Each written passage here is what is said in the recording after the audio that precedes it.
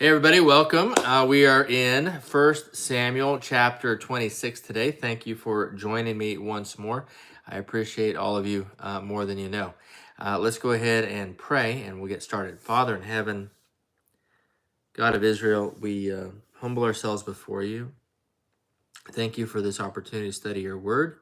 Thank you for allowing me to teach from your word. I pray that you would guide me, that you would speak through me, that you would bless the viewers who are tuning in, and that we would all grow closer to you and know you better. In Jesus' holy name, amen. Okay, so I think the camera is a little low. Hold on one second. Let me fix this. Sorry. Yeah. All right. Anyways, once more, not paying for professional videography here on this channel. We do our best to get it right with scripture. Don't have time to learn how to do video.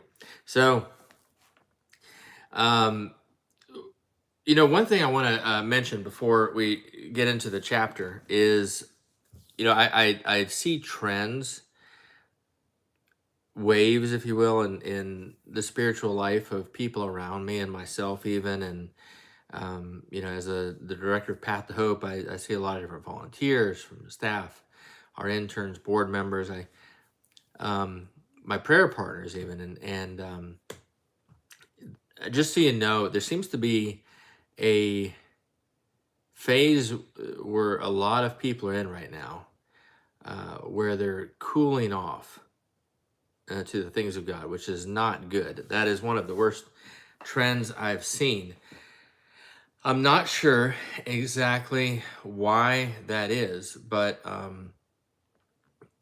it's saddening me. It's not with everybody. It's not like sometimes when I've seen like there's a lot of spiritual warfare going on, all at once with people around me. This one is more um, just some people, and it's people who have been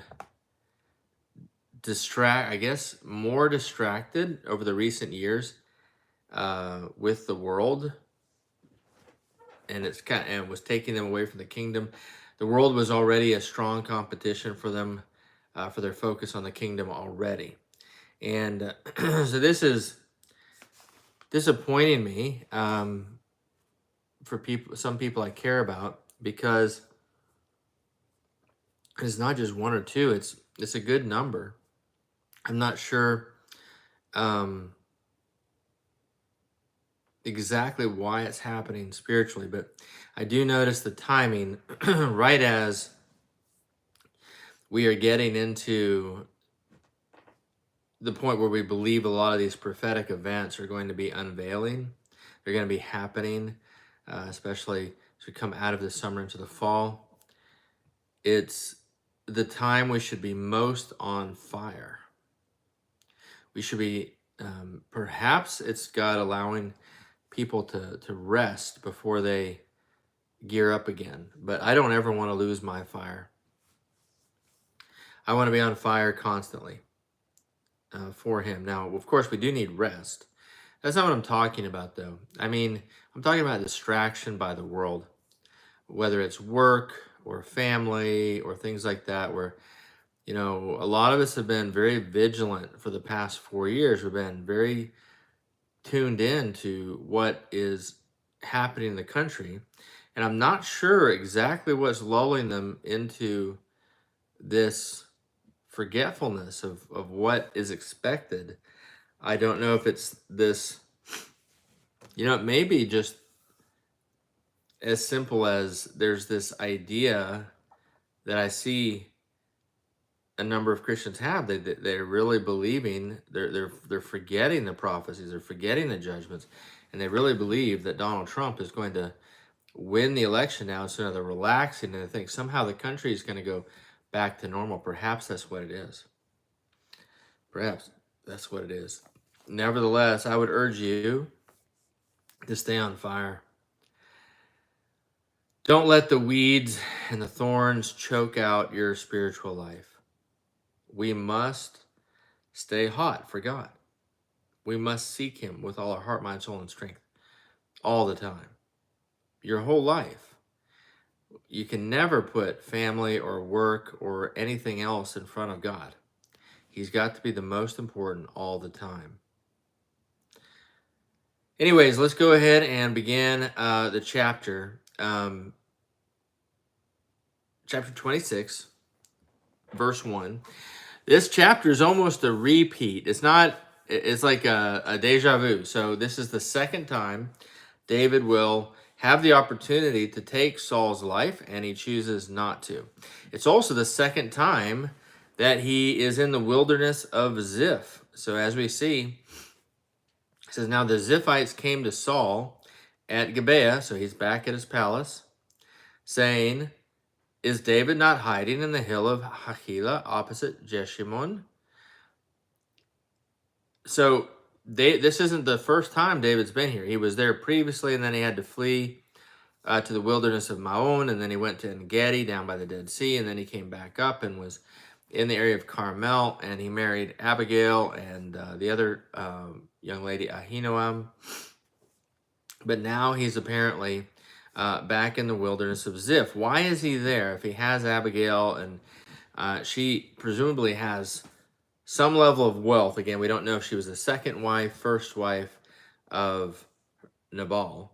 If she was the first wife, then she controls, one would believe, all of the wealth that he had. And this would become David's wealth then. And that may very well be likely. It may be that this is why suddenly in verse 2 we see Saul arose and went down to the wilderness of Ziph, having 3,000 chosen men of Israel with him to seek David in the wilderness of Ziph. So previously he had left, he'd repented in En-Gedi and said, David, I'm so sorry, you spared my life, I'm not gonna, you're innocent, I'm not coming after you. But now he's coming again. Why? Well, somebody's spreading rumors about David, that he's rising up against him.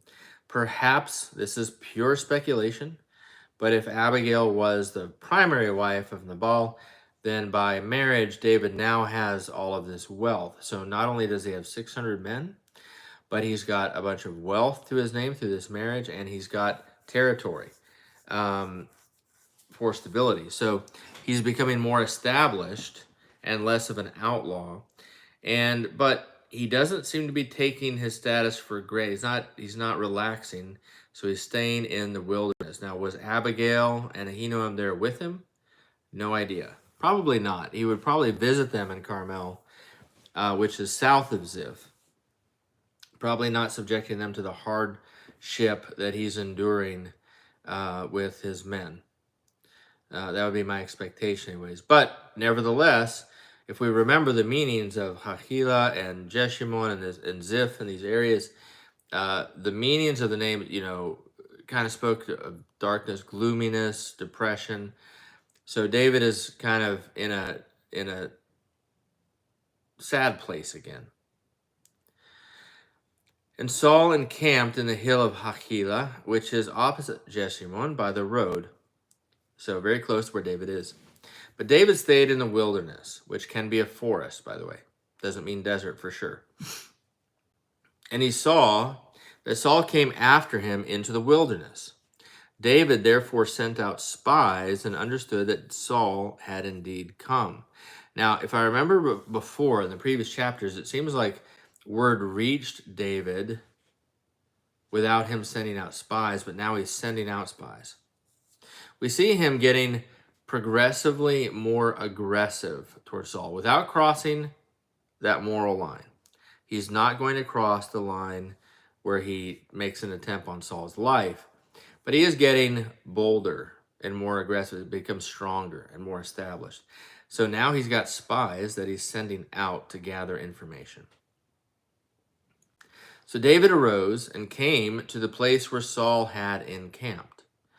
And David saw the place where Saul lay, and Abner, the son of Ner, the commander of his army. So Saul is asleep. Abner, the son of Ner, is the general. He is Saul's general, and they're asleep next to each other. Now Saul lay within the camp, and the people encamped all around him. So Saul is asleep in the middle of all the men. All the 3,000 men are asleep around him. Then David answered and said to Ahimelech the Hittite and Abishai the son of Zeruiah, brother of Joab, saying, who will go down with me to Saul in the camp? So this is and Abishai said, I will go down with you. All right, let's talk about these people real quick. We don't know a lot about Ahimelech the Hittite. We remember from the discussion about Ahimelech the high priest that the name means brother to the king. So, is this kind of, I don't know exactly where he got this name or why. Symbolically here, the kind of second layered meaning is, he's a brother to David. He's acting like a brother to David. He's a Hittite, which means he's not Israelite. Okay, the Hittites were one of the Canaanite peoples that were supposed to be replaced by Israel. Yet throughout the Old Testament, we see accounts of the Hittites interacting with the people of Israel. Abraham bought the tomb where he was eventually buried and Sarah was buried, etc., from a Hittite. And another famous Hittite is Uriah the Hittite. So if you, we're not to that chapter yet. I believe that's in 2 Samuel. But when, it is. Yeah, with, if you remember, Bathsheba's husband was Uriah the Hittite, who was another one of David's kind of special forces warriors. So the fact that he's talking to, and eventually that's, he would murder him, David, through, a conspiracy. But here, none of that's happened yet.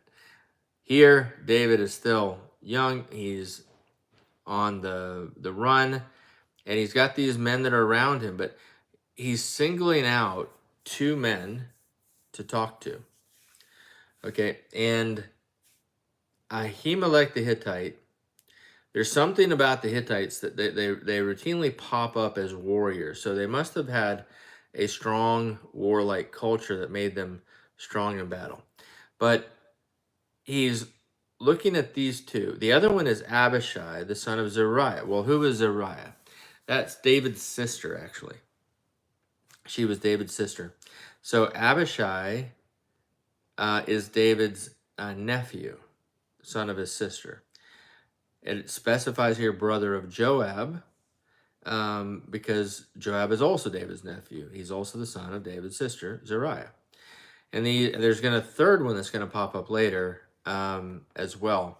These three sons of Zeruiah were very strong warriors in David's army. And in the early phases especially, they fought quite a bit and had remarkable exploits. Now, Joab will later become the general of David's army. But at this moment, and that's why Joab is mentioned here, because the author knows that Joab's coming into the text later in a more prominent way. But in this moment, he isn't talking to Joab.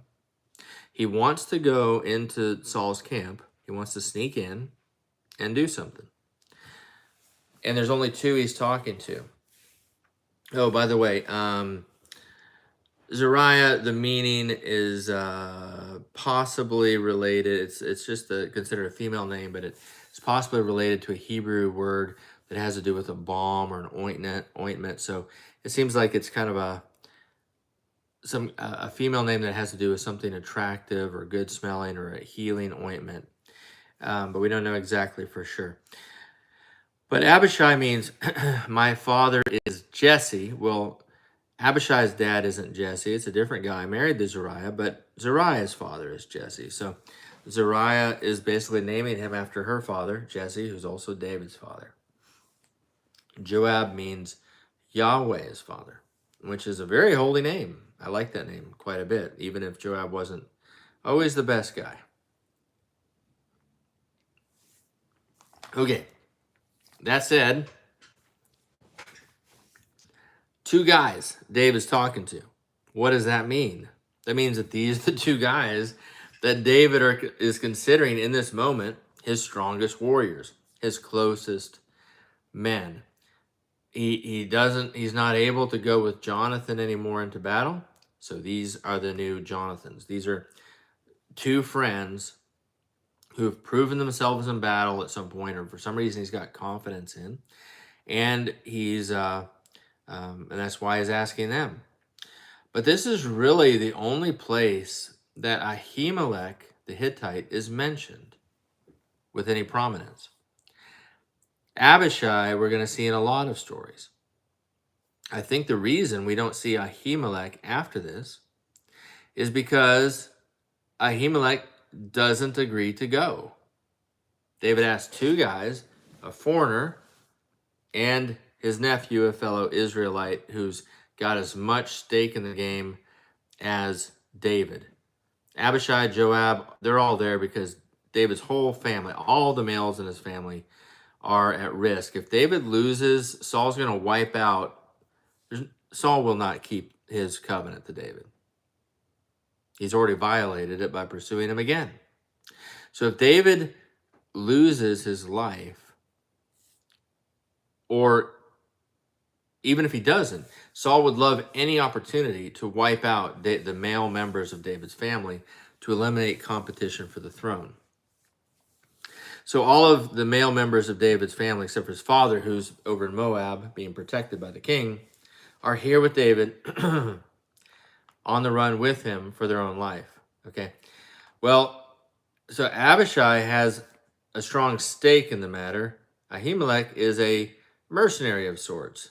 Remember, a lot of men who are indebted or whatever else, or outcasts from society, join David. Well, Ahimelech is one of those, and he's probably a strong mercenary. But David's saying, hey, I'm going to go sneak into King Saul's camp. And Ahimelech is like, I'll pass on this one, David. So that apparently cost him favor with David, because we don't see him referenced again. He's not mentioned again in the stories.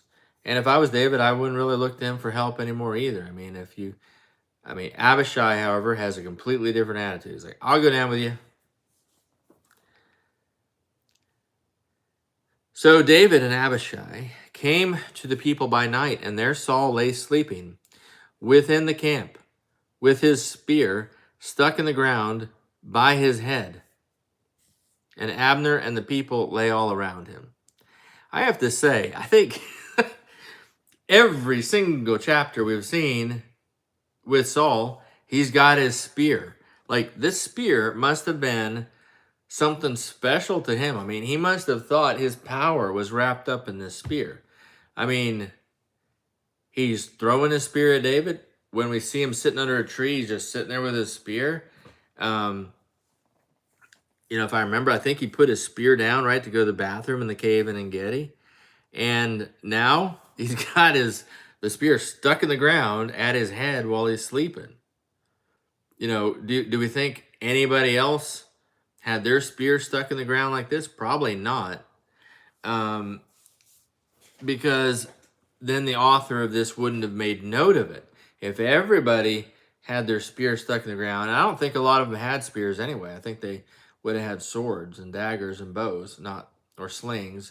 Probably not slings, but not spears. Spear. The reason it's mentioned is spear, and I think the reason Saul considers this something special is because it's more of a kingly thing. I don't think a lot of the other guys have it, but if they did, if all of them had their spears stuck at their heads, then it would have just been a sea of sticks, of poles sticking up from the spears. And the author wouldn't have made note of it. But the text seems to imply that only Saul has his spear stuck like this. So it makes it very easy. It's like a flag. It's like a flag saying, hey, Saul, the king, he's right here. There's one guy with a spear stuck in the ground. Don't have to really look around. 3,000 men. It otherwise would have taken David maybe a little more time in the dark to figure out exactly where is Saul. Oh, wait, there he is. He's got his spear stuck in the ground. Pretty easy to find you, Saul. So Abner is next to him. All the people lay around him. They think they're protecting him by their sleeping bodies and in mass. Then Abishai said to David, God has delivered your enemy into your hand this day. Now therefore, please let me strike him at once with the spear right to the earth, and I will not have to strike him a second time. So he's saying, let me take Saul's spear, and I'm going to kill Saul with his own spear. And he's offering, he said, why? Saul is the king, and he's after David, who has been anointed to be king.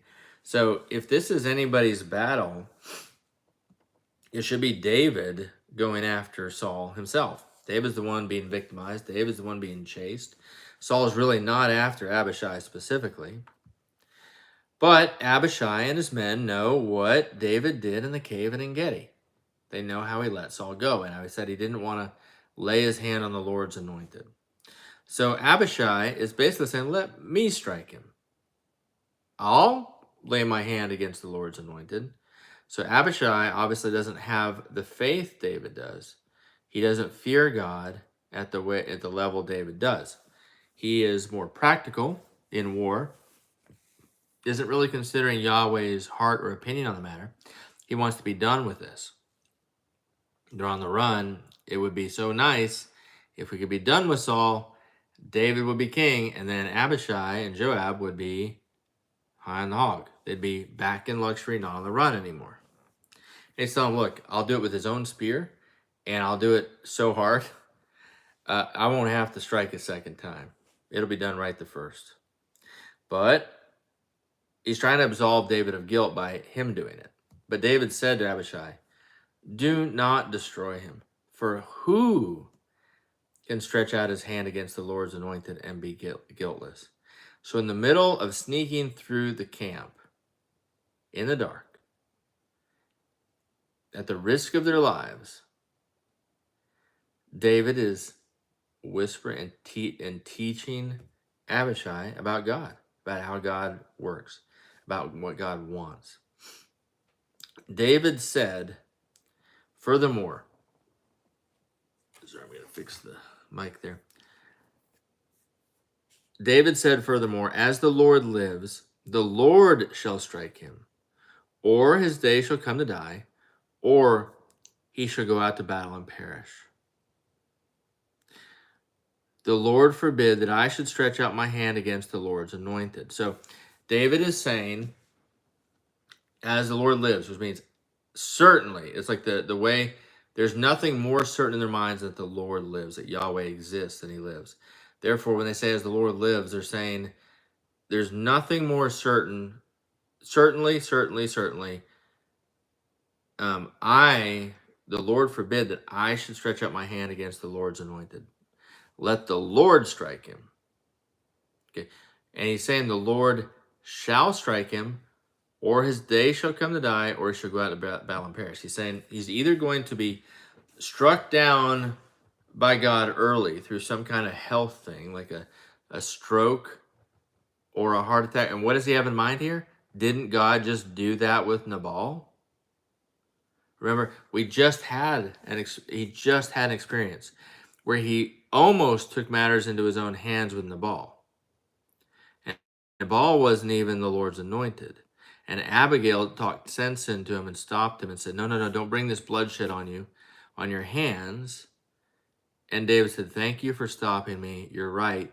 And then the Lord struck Nabal and killed him. So David has this fresh. And he's like, yeah, Abishai, we don't have to attack him. God, the Lord will do it in his time. Don't you remember he just did this with Nabal?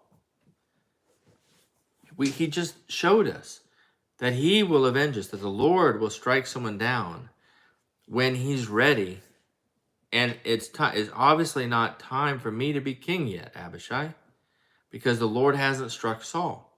But the Lord will strike him, he says, or his day shall come to die, meaning or he'll die of old age, or he'll go out to battle and perish. So he's given the three options. He's either going to die in battle, he's going to die of old age, or God's going to give him an early stroke / heart attack or some other sickness. Logically, those are the only three options if David doesn't do it himself. But in second half of verse 11, he says, "But please take now the spear and the jug of water that is by his head, and let us go." So he's saying, "Okay, Abishai, why don't you go ahead and take his spear? He loves that thing. Let's take the spear and jug of water. We'll take two items to show we took our time, that we weren't rushing through here and grabbing the spear. We took our time. We took the jug of water. The jug of water is heavy, so we're not going to like run with it. Well, I don't know how big it was, but it just seems like they're doing this kind of casually. Let's take it. Let's go." And they got away. Symbolically, the spear is Saul's kingly authority / war ability, his war strength. And the water is his provision, it's his nourishment, but it's God's power available to him. So David is symbolically taking away his ability to conduct war, as well as God's power available to Saul for Saul's provision. So they got away, and no man saw or knew it or awoke, for they were all asleep, because a deep sleep from the Lord had fallen on them. And so this once again reveals David's faith. Just like Goliath, he's like, "Yep, the Lord is with me. I'm just going to go in and do this. I'm not going to worry. I know God's plans for me. I'm supposed to be king. He's anointed me. I have faith. I have faith that he's going to protect me. I'm not going to do anything reckless." Well, this is kind of reckless, you could say. But he's just trusting that God's going to protect him. And sure enough, God did, because if you think about, if you're camping, I've been camping with just a few families. I remember camping with my son for Cub Scout outings when you've got more like 10 to 12 families. And there's always somebody moving around, up and down, doing something. The ground's not comfortable. I know none of these guys could have been, you got 3,000 guys. They couldn't have all been, find all these comfy spaces on the ground. You've got,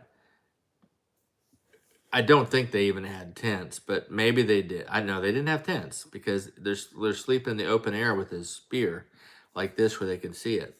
So there's not a lot of comfort here. You got 3,000 guys, and yet nobody's getting up to go to the bathroom and sees David and Abishai. So clearly a deep sleep from the Lord had fallen on them. He was supernaturally keeping them asleep. Now David went over to the other side and stood on top of a hill afar off, a great distance being between them. So this wasn't the hill of Hachilah that we saw. It's a different hill. And David called out to the people, to the whole camp. He's calling out to the whole camp, and to Abner, the son of Ner, Saul's general, saying, "Do you not answer, Abner?" So it doesn't sound like how we would taunt somebody in English. But in Hebrew, he's saying, "Hey, Abner, you going to answer me?" Essentially. Then Abner answered and said, "Who are you?" Calling out to the king. Who is this flea over here calling out to the king? So Abner's responding with some arrogance. But David's quite indignant too. And they are just waking up. And so David said to Abner, "Are you not a man? And who is like you in Israel? Why then have you not guarded your lord the king? For one of the people came in to destroy your lord the king." So he's saying, hey, aren't you a man who's supposed to do a job, is essentially kind of the implication there. And who is like you in Israel, Abner? You're a strong specimen of a warrior. So why didn't you guard your king?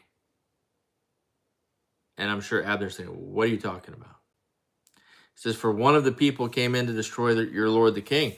Now, why is he saying one of the people? Well, he's referring to Abishai. Abishai was there with him. Abishai was the one who wanted to destroy him. David is the one who stayed his hand.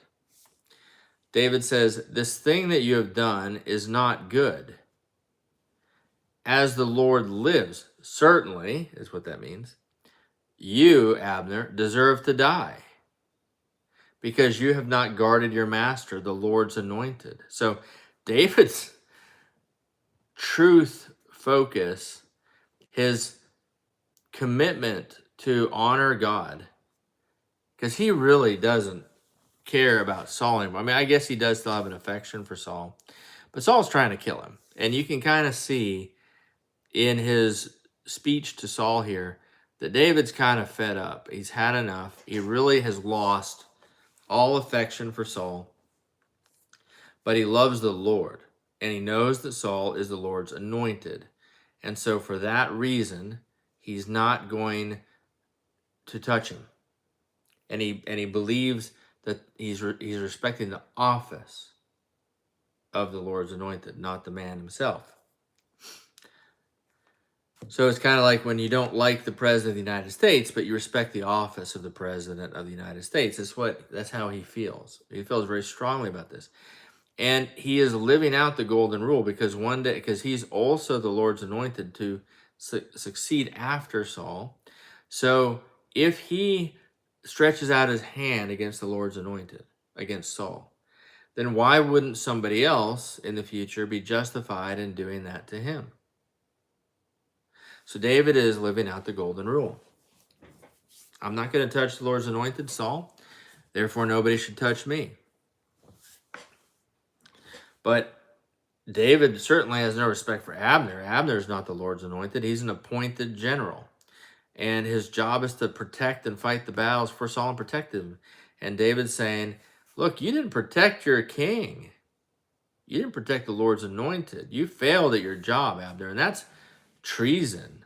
The king could have lost his life there. You had a massive failure. And now, and to prove it, he says, now see where the king's spear is and the jug of water that was by his head. So he's holding them up as proof. Then Saul knew David's voice and said, is that your voice, my son David? Oh, Saul, weren't you here to kill him? And now he's your son. Saul is waking up. Abner and the people woke up first, and now Saul is out of his grogginess, I guess. And he's saying, is that your voice, my son David? Suddenly softened and has a heart for David again. Why? Because he sees the spear and the jug of water, and probably a heart leapt in his chest. He realized he could have killed me again, and again he did not kill me. David said, it is my voice, my Lord, O king. And he said, why does my Lord thus pursue his servant? I'm your servant. I'm not a rebel. For what have I done? Or what evil is in my hand? Again, he's asking this question. Could you please, Saul, tell me what I've done to cause you to want to kill me? Twice now, I've had the opportunity. I've provided physical proof both times I could have, and both times I didn't. And it's not about cowardice. Like in the cave, maybe Saul could have said, well, I just happened to sit or lay my robe where David was hiding. I didn't see him, and he just reached out and did this. Didn't require a lot of bravery on David's part, so maybe David was just a coward, and he just, I'll do this, but he didn't have the bravery to take my life. I'm sure there were some people in Saul's court whispering those kind of things. But now, to walk into the middle of 3,000 men and take the king's spear while he's sleeping and walk back away, that's not, there's no cowardice in that. There's no cowardice. So that can't be said anymore. Now, therefore, in verse 19, please let my lord the king hear the words of his servant. Again, he repeats, I'm your servant. If the Lord has stirred you up against me, let him accept an offering. He's saying, look, if I have sinned against God, and thus God is stirring you up against me, then please, by all means, God, accept an offering to forgive me of the sin. I don't know what sin it would be, but I'm willing to do an offering. But he says, if it is the children of men, if men have stirred you up against me, Saul, then may they be cursed before the Lord. For they have driven me out this day from sharing in the inheritance of the Lord, saying, go serve other gods. And what does he mean by that? Well, he's not able to enjoy the land where Abigail is, the land of Carmel, the sheep, the goat, and live in comfort in a home. He's in the wilderness again. And so these men whispering in Saul's ear to, gin him up and get him revved up against David, they're driving David out of his inheritance, his ability to enjoy the land along with the rest of Israel. He's having to be on the run. That's what this means. Saying, go serve other gods. What does that mean? These men are saying, let David go serve other gods. I mean, let them go to other countries. They're saying, let him go flee to Moab, to Ammon, to wherever. And so if you're in those countries, it's presumed you would serve the God of those countries. So that's kind of what he's saying. But if I leave Israel, it's like you're telling me I'm going to serve other gods. I'm not leaving. I'm not leaving Israel. This is the land of our forefathers. This is what was promised to Abraham. This is the land of Yahweh. I'm not going to go serve different gods in another land. I'm going to stay here. So he's saying, I'm going to stay here, essentially. I'm not fleeing to a foreign country.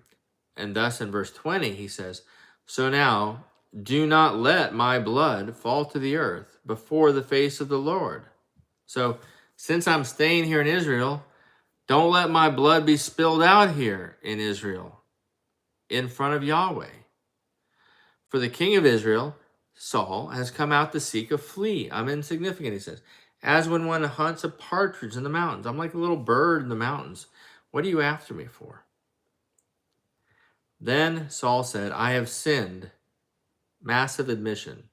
And he's right. Return, my son David, for I will harm you no more. Because my life was precious in your eyes this day, indeed I have played the fool and erred exceedingly. So we do see Saul in these moments of repentance. He did it with Samuel, when Samuel said God was taking the kingdom away from him. He did it with David at the cave of En-Gedi. He repented. But this is like his most massive repentance yet. He's like, I have sinned. I have played the fool.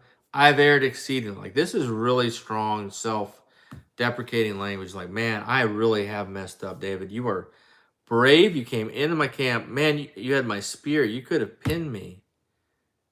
You had men in here you're referring to, and you didn't do it.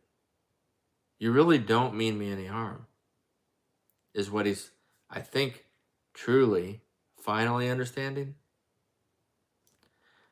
But he's like, return, my son David. He's like saying, come back. There's no way David's going back to Saul's palace. And David answered and said, here is the king's spear. Let one of the young men come over and get it. So this isn't like at En-Gedi. At En-Gedi, David fell at his feet.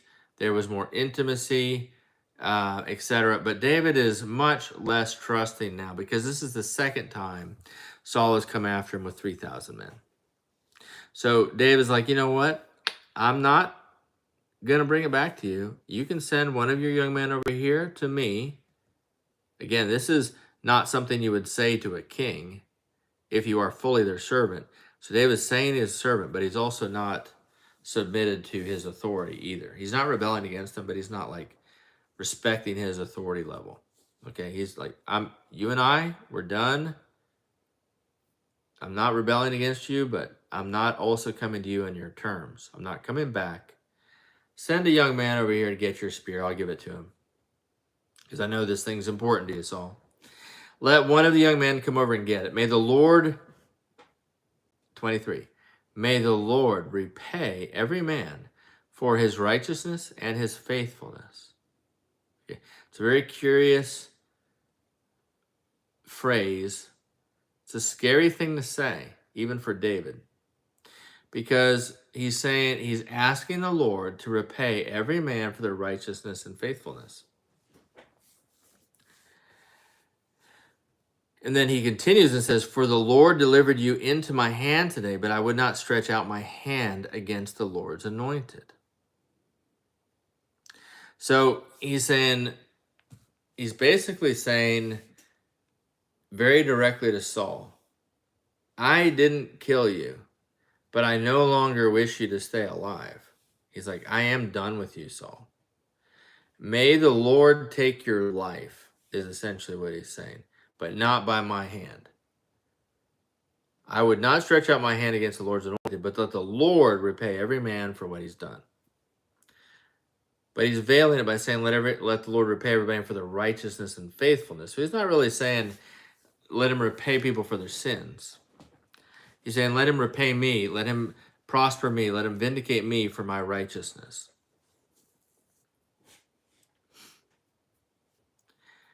And indeed, as your life was valued much this day in my eyes, so let my life be valued much in the eyes of the Lord, not your eyes, Saul.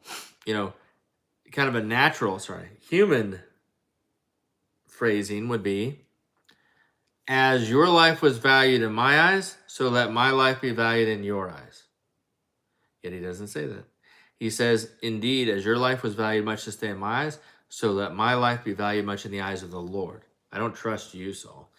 May God value my life, vindicate me, prosper me, protect me because of my righteousness and faithfulness. And let God, him, deliver me out of all tribulation. David is in a tribulation. He's being persecuted. He's being chased. He's saying, let God deliver me. I will not deliver myself. Then Saul said to David, may you be blessed, my son David. You shall both do great things and also still prevail. He says, you're going to do even more great things, I know, and you are going to prevail. You're going to be king. He's not saying it explicitly this time, but he's resigned to it. He says, man, you're going to do great things. What else do I have to say? So David went on his way, and Saul returned to his place. So I believe this is really, I think, the last, maybe I'm wrong, but I believe, if I remember right, this is really the last major interaction of Saul and David. I think pretty much after this, David is kind of hiding out with the Philistines again, and we're going to be getting to Saul's death pretty quickly. So anyways, that is it for 1 Samuel chapter 26. I hope this was of help to you. Please help me spread the word about the teaching on this channel. I'd appreciate it if you share it with others. If you haven't subscribed, of course, subscribe. And I'm going to keep teaching. And you know what? I will say, if you guys have any questions about anything in the Bible, not just this passage or the passage we're doing, but other theological questions or questions about prophecy, just email them to me or even put them in the comments on a video. And I will try to answer those as I go, as I teach. You know, these daily teachings are really where I'm probably going to have more little daily, brief little messages about walking with the Lord. But I encourage you today, keep your eyes on him. If you got good weather, enjoy it. If not, and you're hunkered down somewhere, enjoy the people you're with. And but stay on fire, keep pursuing him, and may God bless you. See you soon.